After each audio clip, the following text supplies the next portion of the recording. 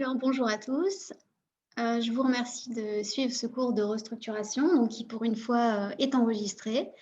Que ça ne vous empêche surtout pas de me poser des questions à l'issue de ce cours par mail. Voilà, je me ferai un plaisir de vous répondre si jamais je n'ai pas répondu à toutes les questions lors de ce cours de restructuration. Alors, des questions, je n'en ai pas eu énormément. Donc, ce cours de restructuration, on va y répondre à ces questions et j'espère que si je n'ai pas eu trop de questions, c'est parce que vous aviez tout bien compris. Voilà, je ne suis pas certaine, mais j'espère que c'est le cas. Donc, nous voilà partis pour ce cours de restructuration. Et pour commencer, donc, j'ai eu beaucoup de questions qui se ressemblent, qui en gros demandent de réexpliquer le bilan énergétique d'une réaction nucléaire. Donc, j'ai rappelé les questions que j'avais obtenues. Donc, vous allez voir qu'elles sont assez proches. Donc, est-ce que je peux rappeler ce que j'entends par bilan énergétique d'une désintégration? Est-ce que je peux revenir sur le bilan énergétique de la réaction de désintégration de l'iridium 192 et donc réexpliquer les calculs d'énergie dissipée et les bilans énergétiques. Donc, je reviendrai en particulier sur la notion d'énergie dissipée et on verra sous quelle forme l'énergie qui est libérée par la réaction nucléaire peut se dissiper justement. Donc, avant de faire le bilan d'une réaction de désintégration nucléaire, il faut savoir bien sûr écrire l'équation associée à cette réaction nucléaire. Donc, je vous mets simplement un exemple ici avec une désintégration bêta+, donc le néon qui devient du fluor excité, la petite étoile pour dire que le fluor est dans un état excité, plus un positron et un neutrino. Donc les règles à appliquer pour écrire correctement une équation d'une réaction nucléaire, c'est qu'il faut à la fois conserver la charge et conserver la masse.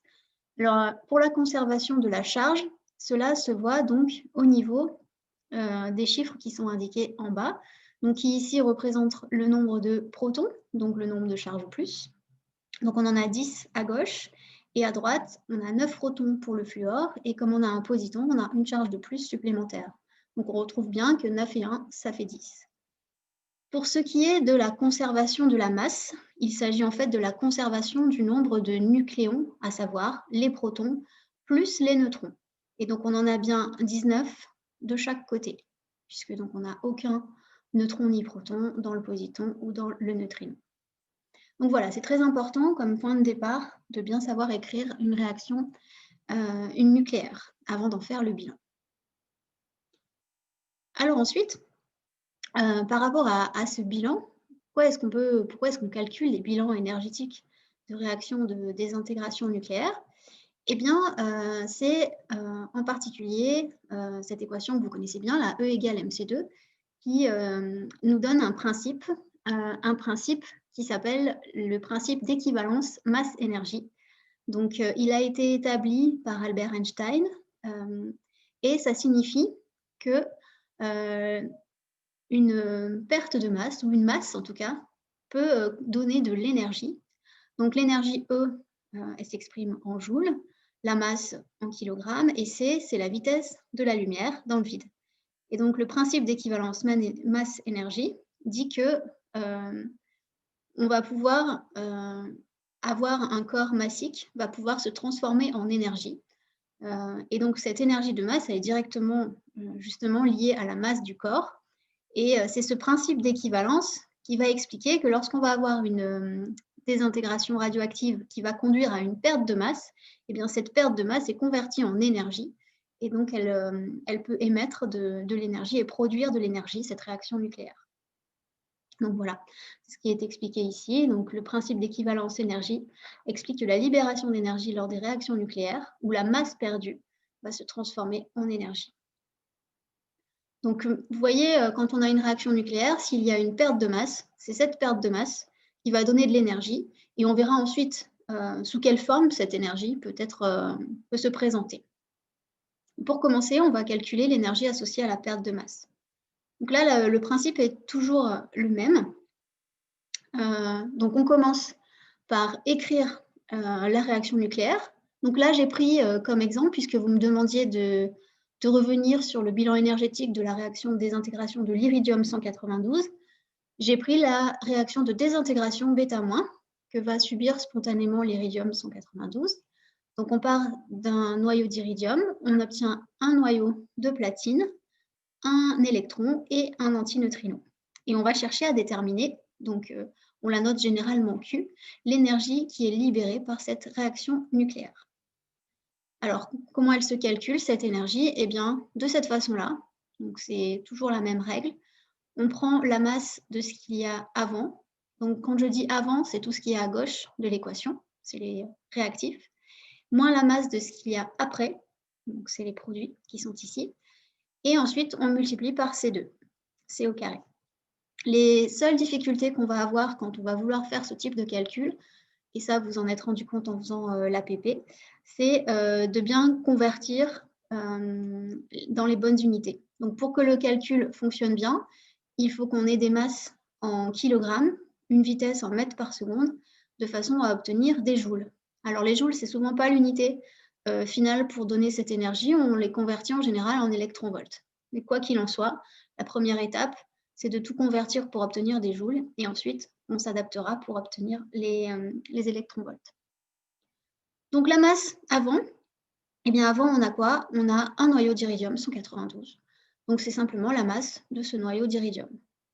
Après, eh bien, on a un noyau de platine, un électron et un antineutrino. Donc, on va ajouter les masses de tous nos réactifs, qui se situent donc à droite de l'équation. Alors, petit cas particulier. Alors, avant, oui, c'est très important, je l'ai dit, mais je le répète et je l'écris. Il s'agit ici de la masse des noyaux. Donc, faites attention, dans l'APP, les masses qui étaient données étaient les masses atomiques de l'iridium 192 et du platine. Donc, on a fait un petit calcul. À partir de la masse atomique, on a enlevé la masse des électrons pour obtenir la masse des noyaux. Dans les exercices en fin de livret, vous avez souvent les masses des noyaux qui vous seront donnés directement. Donc, faites bien attention à ce qui vous est donné. Et selon ce qui est donné, il faut bien penser que c'est la masse des noyaux qui nous intéresse pour faire ce bilan énergétique. Donc voilà, faites bien attention à ça. Masse atomique, ce n'est pas la même chose que la masse des noyaux. Alors l'antineutrino ici, il a une masse qui est très très très faible et complètement négligeable ici. Donc attention, ne négligez pas la masse de l'électron, qui est loin d'être négligeable. Par contre, on peut négliger la masse de l'antineutrino. Et donc on obtient comme équation finale pour cette énergie libérée, Q. Donc delta M, la variation de masse, masse avant moins masse après. Et donc ça fait la masse du noyau d'iridium moins la masse du noyau de platine moins la masse de l'électron. Le tout multiplié par C carré. Et donc là, si on ne se trompe pas dans les calculs et dans les unités, tout va bien. Donc maintenant qu'on a calculé cette énergie libérée qui est ici, on va voir sous quelle forme elle est libérée. Donc, je vous ai réécrit ici l'énergie libérée et j'ai mis ici en fait les différentes formes qu'elle pouvait prendre. Donc ici, on a l'énergie du noyau de platine, l'énergie cinétique de l'électron et l'énergie cinétique de l'antineutrino. Donc, généralement, cette énergie libérée, elle est libérée sous forme d'énergie cinétique, de l'électron et de l'antineutrino essentiellement. On néglige en général l'énergie cinétique du noyau fils. Voilà. Donc, on considère que le platine est produit immobile, si vous voulez. Donc, il n'a pas d'énergie cinétique. En revanche, ce noyau de platine, il est produit, vous voyez, dans un état excité. Et donc, s'il est produit dans un état excité, c'est qu'il a encore un trop-plein d'énergie à évacuer. Et cette énergie, elle est sous forme d'énergie électromagnétique, puisqu'on va avoir des excitations du noyau de platine, qui va donc revenir dans un état non excité en émettant des photons qui ont des longueurs d'onde ou des énergies de l'ordre des rayons gamma, donc des kiloélectronvolts, voire encore plus. Donc, c'est vraiment des photons extrêmement énergétiques. C'est ça qui contribue d'ailleurs au danger de la radioactivité, c'est ces rayons gamma qui sont extrêmement énergétiques.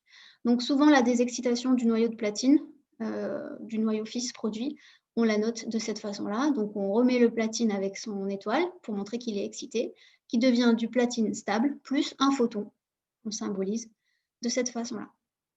Donc, retenez que l'énergie libéré par la réaction nucléaire l'est essentiellement sous forme d'énergie cinétique, donc de l'électron, de l'antineutrino et de l'antineutrino, et sous forme électromagnétique, puisqu'elle va conduire à la désexcitation, à la production. La réaction nucléaire conduit à la production d'un noyau dans un état excité qui va émettre un photon pour se désexciter. Voilà. Alors, je vous ai remis un autre exemple, mais en fait, c'est exactement la même chose que ce qu'on vient de voir pour vous donner une deuxième réaction nucléaire pour laquelle on fait le bilan. Donc, cette fois, il s'agit d'une capture électronique. Donc, c'est toujours sur l'exemple de l'iridium 192. Donc, il peut capter un électron pour devenir l'osmium et un neutrino. Donc, lui aussi est produit dans un état excité et va aussi, comme le platine, se désexciter par émission de photons gamma. Donc, le bilan se fait exactement de la même façon. Je vous ai mis cet exemple-là pour vous montrer que parfois, à gauche, on a plus qu'un seul noyau. Donc là, en l'occurrence, on a un noyau et un électron. Et à droite, un noyau et un neutrino. Là encore, faites bien attention, il s'agit des masses des noyaux. Voilà, ce n'est pas la même chose que les masses atomiques. On peut toujours négliger la masse de l'antineutrino, de même que celle du neutrino d'ailleurs. En l'occurrence, là, c'est un neutrino. Elle est non nulle, mais elle est négligeable ici. Et on obtient comme bilan la masse du noyau d'iridium plus la masse de l'électron moins la masse du noyau d'osmium. Et on a du coup cette équation. Donc voilà pour un rappel sur comment est-ce qu'on fait le bilan énergétique. Donc là, la meilleure chose à faire, c'est de vous entraîner sur des bilans énergétiques qui sont proposés notamment dans les exercices de la fin du livret de l'APP. Voilà, et sachant que les principales difficultés, ça va être les conversions d'unités. Donc maintenant, je vais revenir sur l'APP en lui-même. Et surtout, en fait, je pense que ce qui a posé souci, c'est tout ce qui s'est passé lors de la dernière séance. Et c'est à ces questions sur la dernière séance que je vais répondre maintenant. Mais donc, avant de répondre à ces questions, je vais revenir sur les différentes étapes de toutes les expériences en fait, qu'on a menées sur la roche, voir si elle était d'origine extraterrestre ou non. Donc, on va revenir sur ces différentes expériences qu'on a fait sur la roche, les différentes mesures. Et je vais vous réexpliquer donc, comment est-ce qu'on arrive finalement à quantifier l'iridium à l'intérieur de cette roche, puisque c'était l'objet de cet apprentissage par problème. Donc, pour commencer, dans le premier document que je vous avais distribué, on voit l'exemple de l'activation neutronique sur le noyau d'aluminium. C'était un exemple d'activation neutronique. Et dans la situation problème, on vous disait qu'on allait faire des mesures. Alors, je l'ai raccourci un petit peu ici. On précise qu'on fait la mesure gamma. Donc, en fait, on va faire des mesures de photons gamma sur le radionucléide ou le radioélément ou le noyau, si vous voulez, radioactif. Tout ça, ça veut dire la même chose. Donc, IR192. Donc, ça, c'était une donnée. Donc, on savait qu'on allait faire des mesures concernant le radionucléide IR192 ou l'isotope d'iridium 192. Et donc, on sait aussi qu'on va faire une capture neutronique. Et donc, pour obtenir de l'iridium 192, c'est donc que c'est l'isotope naturel stable, IR191, qui va subir cette capture électronique pour donner de l'iridium 192. Donc, on a ici l'équation correspondant à cette capture neutronique. Donc, on retrouve le neutron ici, le noyau d'iridium 191, qui devient un noyau d'iridium 192. Alors, petite remarque au passage, on a vu que l'iridium, il existait stable sous deux formes. Donc, stable, ça veut dire pas radioactif, sous la forme d'iridium 191 et d'iridium 193. Donc, par capture neutronique, on peut produire de l'iridium 192 à partir de l'iridium 191, mais on peut également produire de l'iridium 194 à partir de l'iridium 193. Mais on a choisi de faire les mesures sur l'iridium 192. Alors, pourquoi est-ce qu'on fait ça? C'est tout simplement par rapport au temps de demi-vie de l'iridium 192. Donc, je reviendrai sur cette notion de temps de demi-vie, mais elle est un petit peu trop courte pour l'iridium 194, 19 heures, parce que du coup, il va se désintégrer plus rapidement. Donc, ça veut dire qu'une fois qu'on aura irradié notre roche, il faut être suffisamment rapide pour faire les mesures derrière. Et on voit qu'au bout d'une dizaine d'heures, déjà, ça veut dire qu'on aura moitié moins d'iridium 194.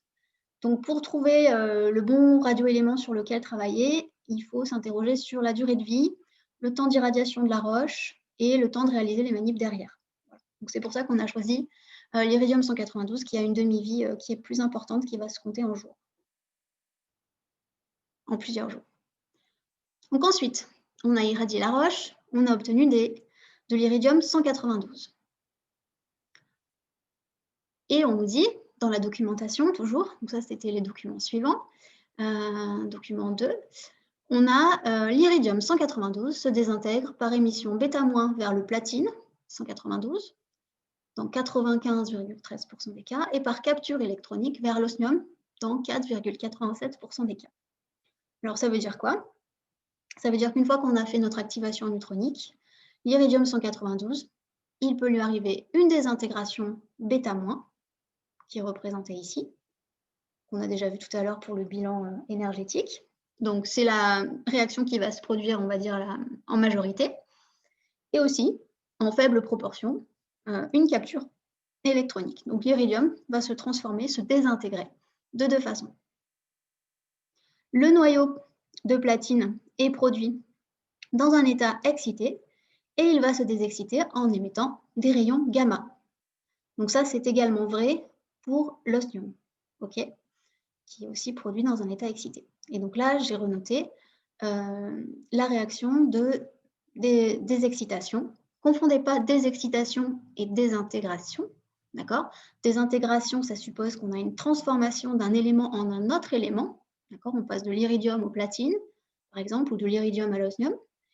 Mais lorsqu'il y a désexcitation, c'est le même élément. Il est simplement dans un état excité au départ et il redevient désexcité dans son état fondamental à la fin. Mais le platine reste du platine. Donc voilà, on a irradié la roche, on a produit de l'iridium 192 à partir de l'iridium 191, présent initialement dans la roche. Et cet iridium 192 se désintègre majoritairement vers le platine et le platine produit est lui-même dans un état excité et il se désexcite en émettant des rayons gamma, des photons gamma. Et c'est là où j'ai une question par rapport à cette désexcitation du platine. On voit ici en fait le diagramme qui représente les niveaux d'énergie du noyau de platine.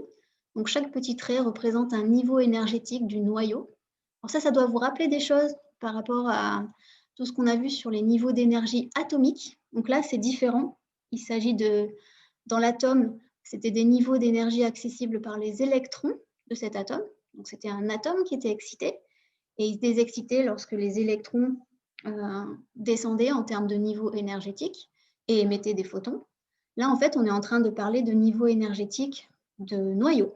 Donc c'est différent. On ne parle pas des électrons, c'est le noyau qui peut avoir différents niveaux d'excitation. Donc chaque trait représente un niveau énergétique du noyau de platine. Et toutes les flèches que vous voyez représentent des transitions énergétiques entre ces différents niveaux d'énergie. Et lorsque on passe d'un niveau supérieur vers un niveau inférieur, il y a émission de photons. Donc ça ressemble beaucoup à ce qui se passe lorsqu'un électron dans un atome passe d'un niveau vers un autre niveau, alors que là, on est en train de parler du noyau. Et ce qui change fondamentalement, c'est les énergies des photons associés. Donc là, on est, les atomes, ils vont émettre des photons qui peuvent être dans le visible, par exemple. Là, on est sur des photons qui sont dans les très, très, très hautes énergies. Donc, on est à des niveaux d'énergie bien plus grands que ce qu'on peut observer pour des désexcitations atomiques. Et donc, les chiffres que vous avez en diagonale, donc ici, là, voilà, ça vous donne, pour 100 désintégrations, combien est-ce qu'il y a de photons qui vont être émis suite à combien de fois, en fait, on va observer cette transition énergétique. D'accord? Donc là, pour 100 désintégrations, il y a 4 photons qui vont être émis suite au passage de ce niveau à ce niveau. Et donc, ce qui est intéressant de regarder, c'est les chiffres les plus grands. Donc, en l'occurrence, le plus grand, c'est ici. Ça veut dire que pour 100 désintégrations, il y en a 82 pour lesquels il va y avoir une désexcitation entre ce niveau-là et ce niveau-là, et donc l'émission de photons correspondants. Et donc, on regarde ici le niveau d'énergie. On passe de 0 à 316 kV. Donc, ça va donner des photons qui vont avoir une énergie de 316 kV. Il y a une autre transition qui est très probable aussi, qu'on observe quasiment la moitié du temps. C'est la transition entre ce niveau-là et ce niveau-là. Et donc là, ça va donner un photon qui a une énergie. Eh bien, il faut faire la différence entre 784 kV et 316 kV. Et ça donne 468 kV. Et ça explique que le platine, on va pouvoir repérer qu'il était là si on voit des photons avec des énergies de 416 et de 468 et de 316 kV. Voilà, ça va être la signature, si vous voulez, de la présence du platine, le fait d'observer des photons avec ces énergies-là. Et donc, c'est ça qu'on va faire comme expérience pour mesurer l'activité de la roche. Ça va être de compter les photons à ces longueurs d'onde-là, ou à ces énergies-là plutôt. Donc voilà, la désexcitation du platine correspond, entre autres, à l'émission de photons gamma ayant les énergies de 316 kV et 468 kV. Donc on m'a posé une question concernant ce diagramme, ce spectre, qui apparaît dans le dernier document qui vous a été distribué lors de l'APP.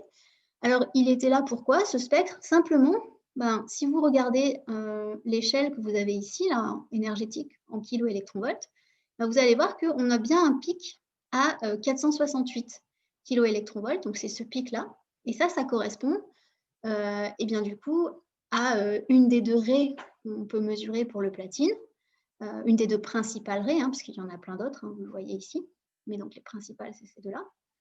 Et donc, on voit que sur ce spectre gamma, on retrouve bien la bande à 468 kV. Donc, qui atteste de la présence de platine et donc indirectement de la présence d'iridium 192. Donc, à quoi elle servait, cette figure? En fait, elle servait à vous montrer la présence des photons gamma à 468 kV et donc indirectement à vous dire, voilà, c'est ça qu'on observerait si on mesure la désintégration de l'iridium, on voit un pic à 468 kV. Alors, si on avait une échelle qui descendait un peu plus, on verrait aussi très certainement un pic à 316 kV. Alors, souvent, on en mesure deux plutôt qu'un seul pour s'assurer, on va dire, de la présence du platine, pour n'avoir aucun doute. On est sûr que si on voit une raie à 316 et une raie à 468, c'est qu'on avait bien du platine excité qui s'est désexcité. Donc, c'est essentiellement pour ça qu'on en observe plusieurs. Après, pour quantifier, il suffit d'avoir un pic et de mesurer son intensité. Donc, c'est ce qui a été fait dans les expériences. À partir du comptage de ces photons, qui ont une énergie de 468 kV, on va pouvoir remonter à l'activité de la roche et donc à la quantité d'iridium 192. Et c'est ça l'expérience qui vous était proposée lors de cette APP, afin de définir si votre roche était d'origine extraterrestre ou non. Parce qu'un des postulats de départ, c'est que dans les roches d'origine extraterrestre, la quantité d'iridium est très grande par rapport aux roches d'origine terrestre. Donc, on va continuer sur les questions concernant les calculs par la suite. Donc là, on rentre dans le vif du sujet de la dernière séance, on va dire, de l'APP. Comment est-ce qu'à partir de toutes ces données, qu'on vient de voir ici, notamment de l'activité, etc., on peut calculer la quantité d'iridium, puisque c'est ça qu'on veut, la quantité d'iridium totale présente dans la roche. Alors, la quantité totale, j'ai mis, c'est l'iridium 191 et 193, puisque je vous rappelle que l'iridium, a priori, existe de façon stable, non radioactive, uniquement sous ces deux isotopes-là, le 191 et le 193. Donc ça, c'est une des questions auxquelles je vais répondre dans la suite, qui rejoint celle-ci. Est-ce que je peux réexpliquer comment calculer la fraction d'iridium dans la roche, à l'aide notamment des activités, des nombres d'atomes, etc. Et est-ce que je peux revenir sur la notion de référence? Donc, je vais répondre à toutes ces questions-là. Mais auparavant, je vais répondre à ces questions ici, qui vont nous permettre de répondre aux premières. Donc, comment est-ce qu'on démontre la relation qui relie le N0 au A0, au lambda et au temps? Et quelles sont les formules les plus utilisées dans cette partie? Alors, je pense que ce que voulait dire l'étudiant, c'est quelles sont les formules qu'il faut connaître pour pouvoir arriver à résoudre ce problème et quelles sont les formules qu'il faut connaître en général dans le domaine de la radioactivité. Donc, vous allez voir au travers de la résolution du problème quelles sont les formules que j'utilise. Je vais vous dire lesquelles il faut connaître et lesquelles vous devez être capable de retrouver. Voilà, ça ne sert à rien de retenir trop de formules par cœur. Il faut en connaître quelques-unes et être capable de retrouver les autres à partir de celles qu'on connaît. Mais donc, avant tout ça, voilà, avant de répondre à toutes ces questions, je vais commencer quand même par revenir sur les définitions, puisque c'est essentiel de bien savoir de quoi on parle. Je vais revenir sur la définition de N de T, de N0, de A de T, de A0, de la demi-vie, au passage. Voilà, toutes ces notions qui sont clés dans la radioactivité. Alors, qu'est-ce que c'est que ces grandeurs et comment est-ce qu'on peut les manipuler pour arriver à nos fins? Donc, on va d'abord définir A de T, c'est l'activité, et N de T, c'est le nombre de noyaux radioactifs d'un échantillon.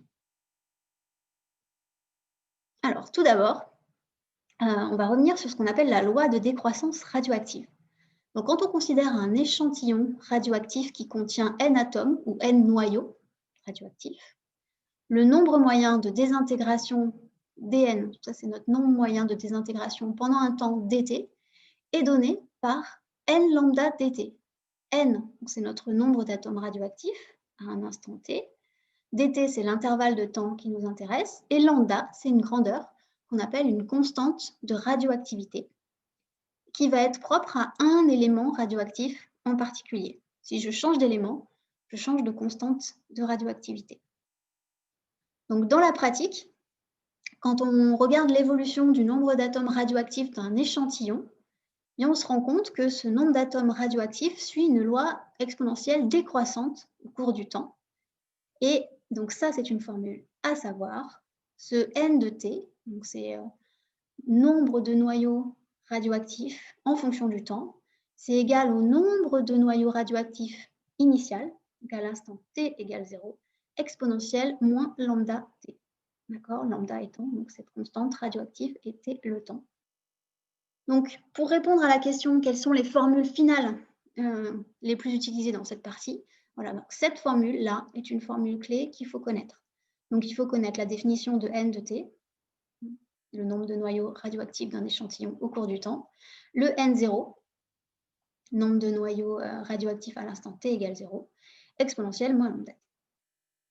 Donc, pour rappel, dans le cours de structure atomique et moléculaire, à chaque fois que les formules sont encadrées en rouge, c'est qu'elles sont à savoir. Si elles sont encadrées en bleu, c'est que vous pouvez les retrouver à partir des formules en rouge. Donc, libre à vous de les apprendre aussi, mais c'est plus intéressant de savoir les retrouver que de les connaître. Donc, vous avez ici la loi de décroissance radioactive représentée. Donc, on part d'un instant initial avec un nombre de noyaux radioactifs égal à N0, et ce N diminue depuis N0 au cours du temps. Et on voit que au bout de ce qu'on appelle le temps T1,5, on a plus que la moitié par rapport à l'état initial de noyaux radioactifs dans notre échantillon. On reviendra sur ce T1,5. Donc N0, je l'ai déjà dit, c'est le nombre de noyaux radioactifs à l'instant T0, et lambda, c'est notre constante de radioactivité caractéristique de l'isotope en question, et qui représente aussi une probabilité de désintégration par unité de temps. Alors maintenant, on va parler de la deuxième grandeur très intéressante, qui est l'activité. Donc là aussi, remarquez que c'est encadré en rouge. Donc l'activité moyenne d'un échantillon radioactif, c'est le nombre moyen de désintégration par seconde. Donc ça vous dit combien est-ce qu'il y a de noyaux qui se sont désintégrés par seconde. Et étant donné que N de T est le nombre d'atomes radioactifs de l'échantillon à l'instant T, bien l'activité, c'est tout simplement l'opposé de la dérivée de ce nombre par rapport au temps.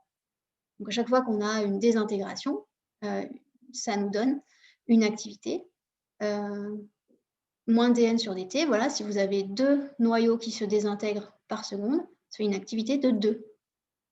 OK, puisque dN sur dt, ça va être égal à moins 2. Donc, comment est-ce qu'on obtient A de t? Ben, tout simplement en dérivant dN sur dt. et en prenant l'opposé. Donc, on reviendra là-dessus juste après. Mais donc, ça, c'est une formule à savoir, puisque si vous connaissez celle d'avant, à savoir n de t égale n0 exponentielle moins lambda t, vous prenez la dérivée, ça fait n0 fois lambda exponentielle moins lambda t, avec un moins devant, mais comme je veux l'opposé de la dérivée, je vais juste avoir n0 lambda exponentielle moins lambda t, que je réécris sous cette forme-là. n0 lambda est caché ici, dans le A0. Donc l'activité au cours du temps, c'est l'activité de départ exponentielle moins lambda t. Donc si vous regardez, c'est une formule qui est complètement analogue à celle de n de t. Je remplace n par a, tout simplement. Donc l'activité, c'est une grandeur qui mesure le nombre de désintégrations par seconde. Donc son unité, c'est le temps moins 1, en fait. Et l'unité fondamentale du temps, c'est la seconde. Donc le becquerel, c'est des secondes moins 1. Donc ça mesure le nombre de désintégrations radioactives par seconde au sein d'une certaine quantité de matière. Je vous ai mis l'exemple du granit. Donc c'est une radioactivité de 1 becquerel par gramme de granit. Donc ça, c'est un élément qui naturellement contient, un matériau qui naturellement contient des éléments radioactifs. Et globalement, si vous avez 1 gramme de granit dans la main, et ben, chaque seconde, il y a une désintégration nucléaire qui se produit dans votre main. Et alors oui, au passage, le becquerel ne mesure pas la dangerosité des rayonnements, il compte juste combien se produisent de désintégrations par seconde. Voilà, si vous voulez une idée sur la dangerosité des rayonnements, c'est d'autres unités qui vont être utilisées en fonction de la nature du rayonnement ou la nature de la désintégration radioactive plutôt, qui ne va pas conduire au même danger, suivant si on émet des électrons, des positons, des noyaux d'hélium ou des photons gamma. Alors, je vous ai dit qu'on allait reparler de cette notion de demi-vie.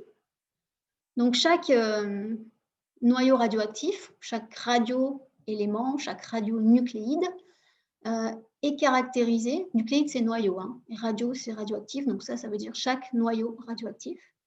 Donc, est caractérisé par sa demi-vie, qu'on appelle aussi sa période radioactive. Voilà, des fois, on peut rencontrer ce vocabulaire-là.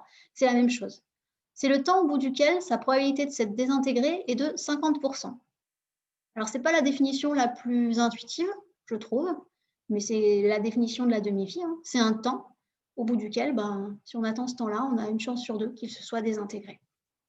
Mais souvent, on regarde la demi-vie non pas pour un radionucléide, mais pour une population de noyaux radioactifs, une population de plusieurs noyaux radioactifs identiques. Et si on regarde l'échantillon de plusieurs radionucléides, eh bien la demi-vie correspond au temps au bout duquel il n'en reste plus que la moitié. Donc leur nombre a été divisé par 2 au bout du temps de demi-vie. Alors ce T1,5, je l'ai mis en bleu, je l'ai encadré en bleu parce que c'est une formule qui se retrouve. Souvent, vous l'avez utilisée comme si vous l'aviez déjà, si vous la connaissiez. Mais en fait, ce n'est pas la peine non plus de connaître cette expression par cœur. Donc, T1,5, donc le temps de demi-vie, c'est ln de 2 divisé par la période, divisé par la constante de radioactivité lambda. Je vais revenir sur pourquoi je l'ai encadré en bleu. Donc, cette propriété, donc ce temps de demi-vie, ne dépend absolument pas des conditions d'environnement, s'il fait chaud, s'il fait froid, s'il y a une grande pression, une petite pression, mais ça dépend uniquement de l'isotope considéré. D'accord ? Donc, on ne va pas pouvoir influencer sur la radioactivité d'un élément en le traitant dans un environnement différent. Ça ne va pas avoir d'influence. C'est vraiment quelque chose qui est propre à l'élément radioactif. Et donc, cette période radioactive, ou ce temps de demi-vie, va varier d'un isotope à l'autre. Ça peut durer une fraction de seconde jusqu'à des millions ou des milliards d'années, ou même encore plus. Et donc, le nombre de... Alors, l'activité d'un nombre donné d'atomes d'un isotope radioactif, donc son activité, va être inversement proportionnelle à sa période radioactive. D'accord ? Donc, plus le temps de demi-vie est long, plus l'activité est petite. Donc, je reviens sur ce T1,5. On peut retrouver l'expression très facilement. En fait, de T1,5, il suffit de repartir de l'expression de n de t, donc n de t égale n0 exponentielle moins lambda t, et vous écrivez que pour le temps égal à T1,5, eh bien, vous avez n de t qui vaut n0 sur 2. Voilà, c'est ce que je vous ai noté ici. N de T1,5, c'est n0 sur 2. Et vous écrivez que n de T1,5, eh ben, c'est n0 exponentielle moins lambda T1,5. Et ensuite, vous faites partir l'exponentielle en prenant le log, et vous allez tomber là-dessus. Donc voilà, cette formule, elle se retrouve très très facilement à partir de l'expression de n de t. Et je vous incite à faire l'opération. Donc maintenant qu'on a revu toutes ces notions, je vais justement répondre à cette question-là, à savoir comment est-ce que je peux relier la quantité initiale de noyaux radioactifs à l'activité, à n'importe quel temps. Donc c'est le lien que vous m'avez demandé de redémontrer entre l'activité à un instant t et la quantité initiale de noyaux radioactifs. Eh bien, je pars de ma définition de l'activité, donc c'est moins dn sur dt. Je prends la dérivée, donc moins dn sur dt, je trouve lambda n0 exponentielle moins lambda t. Et ça fait aussi A0 exponentielle moins lambda t, okay, en appelant A0 lambda n0. Donc si je m'arrête ici, voilà, je prends cette expression-là, eh bien vous voyez que lambda n0 exponentielle moins lambda t, c'est l'activité A de t. Donc je garde n0 d'un côté, n0, et je prends l'activité divisée par lambda exponentielle moins lambda t. Et j'obtiens ça. Alors cette expression, c'est elle qui vous a servi la plupart du temps pour remonter à la quantité n0, puisque ce qu'on avait, nous, c'était l'activité à plusieurs instants t. On n'avait pas lambda, mais il y avait moyen de le calculer grâce à ça, du moment qu'on a le temps de demi-vie, on peut retrouver lambda grâce à cette expression. Et il suffisait de choisir un temps, n'importe lequel, et on pouvait retrouver n0. Donc ça veut dire quoi? Ça veut dire que donc, à partir de cette expression, à partir de l'activité à un temps quelconque, et connaissant la constante lambda, il est possible de retrouver n0 à partir de l'activité en fonction du temps. Et donc c'est justement ce qu'il fallait faire. Donc comment est-ce qu'on pouvait trouver l'activité en fonction du temps? Eh bien, elle était donnée dans le document 5. On donnait l'activité pour différents temps. L'idéal pour résoudre le problème aurait été de faire un fit des données. Comme ça revenait à utiliser plusieurs valeurs d'activité en fonction du temps pour retrouver n0. Ou alors, plus simple, mais moins bien, on peut calculer n0 à partir d'une valeur de l'activité à un temps t. Alors, je sais qu'il y en a certains d'entre vous qui ont pris plusieurs valeurs de A de t à 1 jour, à 10 jours, à 20 jours, et qui ont calculé n0 pour ces différentes valeurs et qui ont trouvé 3 fois la même chose.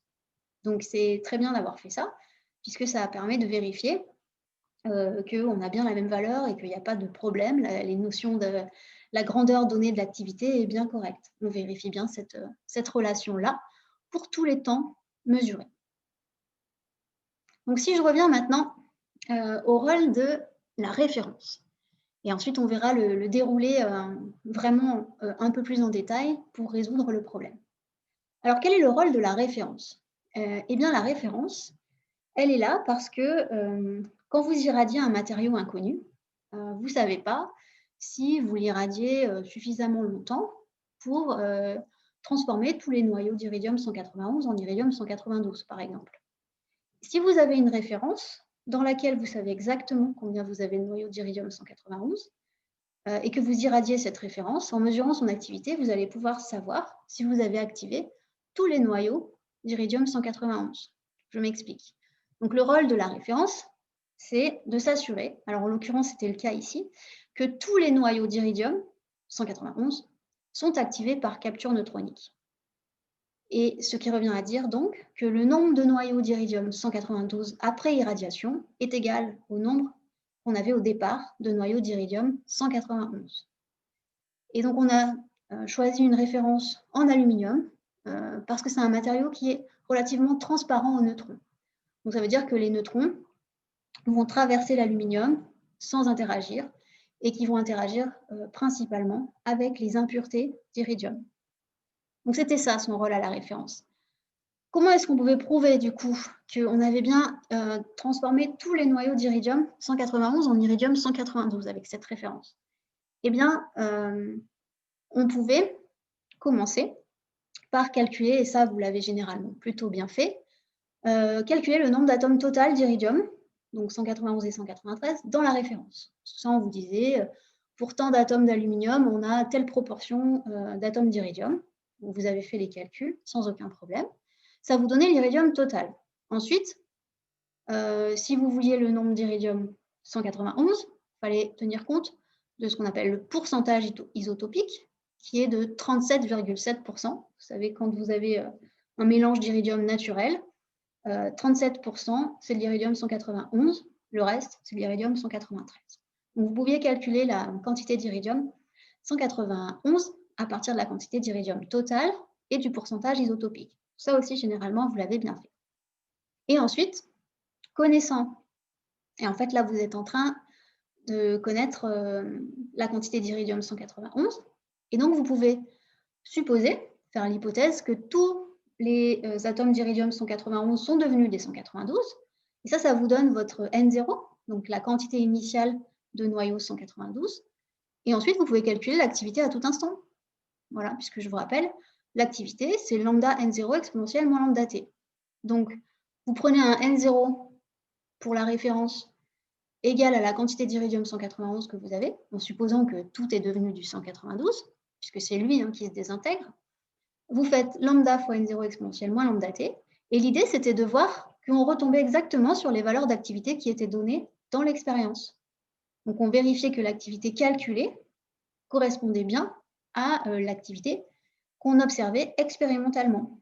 Et si on avait observé une activité 2 fois plus petite, eh bien, on aurait pu conclure qu'en fait, on n'a activé que la moitié de l'iridium 191. On a transformé que la moitié des noyaux en 192. Peut-être parce qu'on n'a pas irradié assez longtemps, ou qu'il y en avait trop par rapport au flux de neutrons. Enfin voilà, ça vous donne une idée si votre transformation est complète ou pas. Et donc là, si vous faites ça, vous allez vous rendre compte que les activités calculées en prenant un N0 égal à la quantité initiale d'iridium 191 sont égales aux activités mesurées, ce qui permet de conclure que tous les noyaux d'iridium 191 ont donné des noyaux d'iridium 192. Et donc c'était ça le rôle de la référence.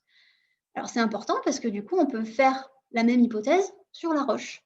On va considérer que si on a tout activé dans la référence, eh bien on a tout activé dans la roche. Alors souvent vous êtes passé à côté le rôle de la référence en faisant en fait implicitement l'hypothèse dans votre tête, sans même le mentionner, que la quantité d'iridium 192 était égale à la quantité d'iridium 191 au départ.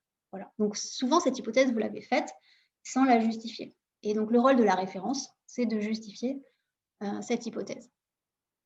Donc comment est-ce qu'on calcule maintenant la quantité d'iridium totale dans la roche?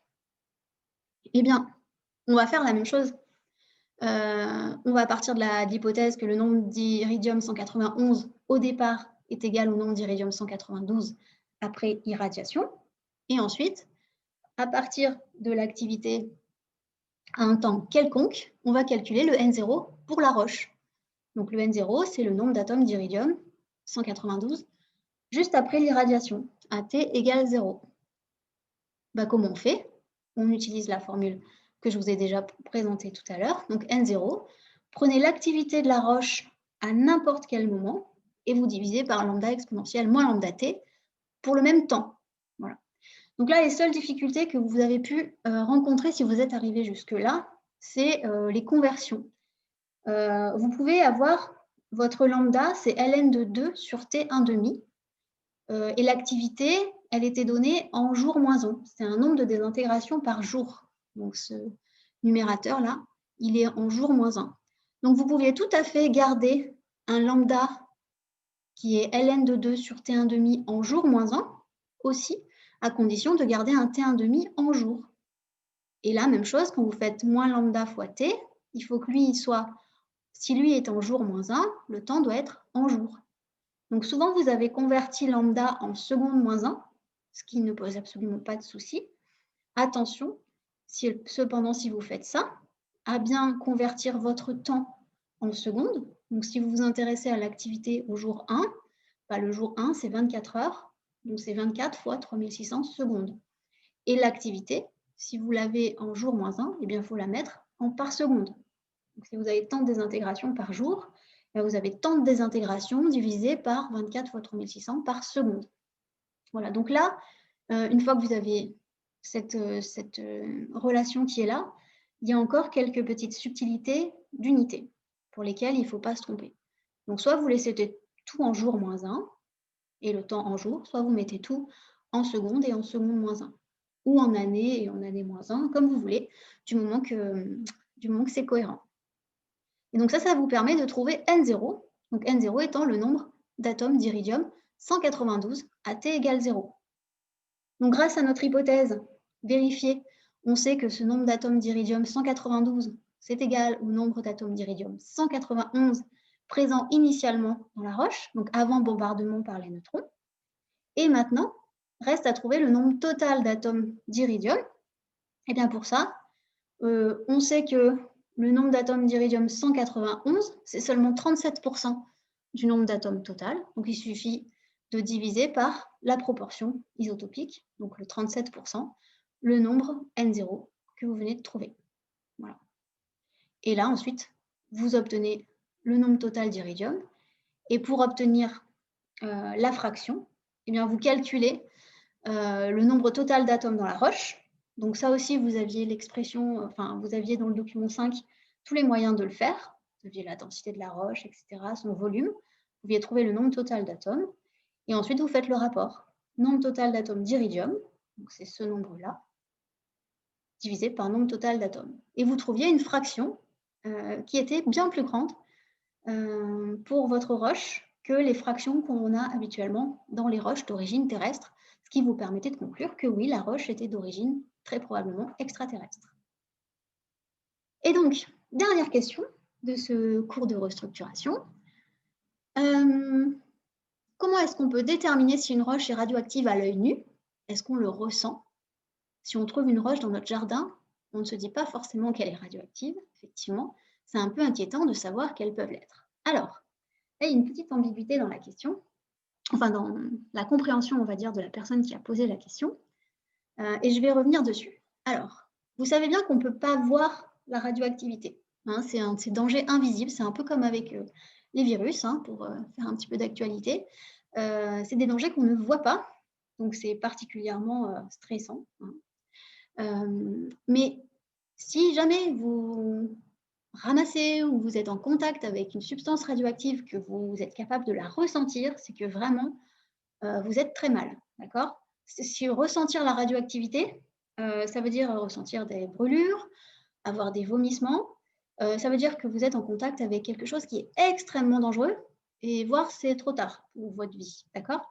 Donc non, normalement, pour des niveaux de radioactivité naturels, on ne ressent rien, d'accord? Si vous ressentez quelque chose, c'est que vous êtes en très très grand danger ou que vous êtes sur le site d'une explosion nucléaire. Donc je ne sais pas si vous connaissez la série Tchernobyl. Je vous la conseille vivement pour le côté physique de cette série. En fait, là, il y a vraiment de la belle physique à l'intérieur. C'est historique aussi, interprété à l'américaine, donc je ne rentrerai pas dans les détails forcément. Je ne suis pas sûre que ce soit exactement passé comme ça. Mais en tout cas, vous verrez des scènes où quand les pompiers interviennent sur le site de l'incendie, ce qui pense être un incendie tout à fait normal au départ, eh bien, je peux vous assurer que les pauvres ont ressenti la radioactivité. Et la plupart n'ont pas survécu. Donc, voilà, si on ressent la radioactivité, c'est qu'il y a une grosse radioactivité très, très importante. Je vous rassure tout de suite, a priori, alors, sauf, il y a des endroits très radioactifs naturellement qui peuvent être dangereux, mais a priori, les pierres que vous allez trouver dans votre jardin ne sont pas radioactives. Et si elles sont radioactives, c'est de la radioactivité naturelle qui est complètement faible et supportable sans créer de gros soucis. Donc là où je veux parler qu'il y avait une petite ambiguïté, c'est qu'en fait, la roche qu'on trouve dans notre jardin, dans le cadre de cette APP, elle n'est pas dangereuse au départ. Hein. Quand vous la trouvez, elle est peut-être un petit peu radioactive. Ça, il n'y a pas de, c'est pas impossible. Mais elle devient radioactive, surtout parce qu'on fait une expérience dessus. Donc la roche, elle devient dangereuse parce qu'on la prend et qu'on lui fait subir une activation neutronique. Donc en fait, cette activation neutronique, elle provoque la formation des noyaux radioactifs, notamment l'iridium 192. Donc, elle devient radioactive suite à une expérience qu'on lui a fait subir. D'accord? Donc, la roche radioactive au départ, la roche extraterrestre au départ, a beau être extraterrestre, elle n'est pas radioactive. D'accord? Donc, il n'y a pas de danger. Voilà. Rassurez-vous par rapport à cette question. Et c'est pour ça qu'à la fin de l'APP, on vous posait des questions sur est-ce qu'on peut conserver cette roche après l'expérience. C'était pour vous faire réfléchir au danger de la radioactivité, évidemment. Et après l'expérience, elle est potentiellement dangereuse. Donc oui, il faut prendre des précautions, se tenir loin, la laisser décroître, laisser naturellement décroître sa radioactivité avant de s'intéresser à la roche de nouveau, limiter son temps d'exposition, etc. Mais donc voilà, juste pour revenir là-dessus, la roche n'était pas dangereuse au départ. Donc voilà pour ce cours de restructuration. Je vais terminer en vous donnant juste quelques petits conseils pour le DS de mardi prochain. Donc, si ce n'est pas encore fait, faites bien les exercices qui sont à la fin de chaque APP dans les livrets. Apprenez bien le cours et revoyez les formules qu'il faut connaître. C'est important de préparer ce DS, donc il faut travailler individuellement pour cela. Je vous rappelle qu'il n'y a pas de feuille de notes autorisée au DS et que seule une calculatrice collège sera autorisée. Donc, j'espère que vous en avez une. Si vous en avez une, c'est très bien. Pensez à la prendre mardi prochain. Si vous n'en avez pas, les surveillantes pourront vous en prêter une. Par contre, ce ne sera pas forcément les marques habituelles que vous avez l'habitude d'utiliser. Donc, je vous conseille vraiment de venir avec votre calculette collège ou de vous en faire prêter une si vous pouvez. Voilà. Et d'ici là, je vous souhaite à tous de très bonnes révisions. J'espère que ça va bien se passer. Et n'hésitez pas, encore une fois, si vous avez des questions, à me contacter par email. Voilà. Bonne fin de journée à tous et à très bientôt.